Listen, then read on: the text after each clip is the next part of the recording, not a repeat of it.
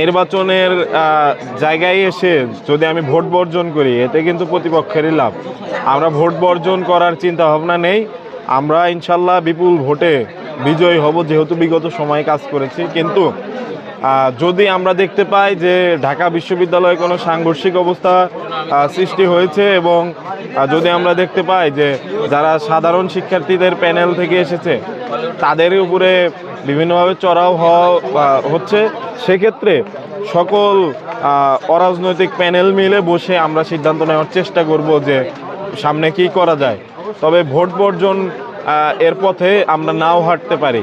আমরা চাই প্রশাসন যেন তার জায়গা থেকে নিরপেক্ষ ভূমিকা পালন করে, এবং প্রশাসন যেহেতু ইতোমধ্যে তাদের নিরপেক্ষতা হারিয়েছে, তারা যেন সামনের দিনগুলোতে তাদের নিরপেক্ষতা প্রমাণে সচেষ্ট হয়। তা না হলে ঢাকা বিশ্ববিদ্যালয়ের যারা ভোটার আছে, সাধারণ শিক্ষার্থী আছে, প্রার্থীর বাইরে যারা আছে, তারাই কিন্তু জবাব দেওয়ার জন্য যথেষ্ট। কারণ এখানে আমি প্রার্থী আর একজন যে ভোটার, তার মধ্যে কোনো পার্থক্য নেই, আমরা এক জায়গা থেকেই আসা।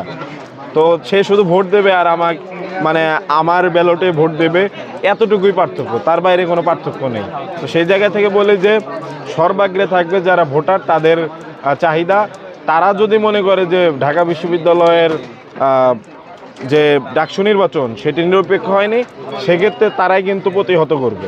এক্ষেত্রে আমাদের ভোট বর্জন করা কিংবা কোনো সিদ্ধান্ত খুব বেশি কিছু যায় আসে না।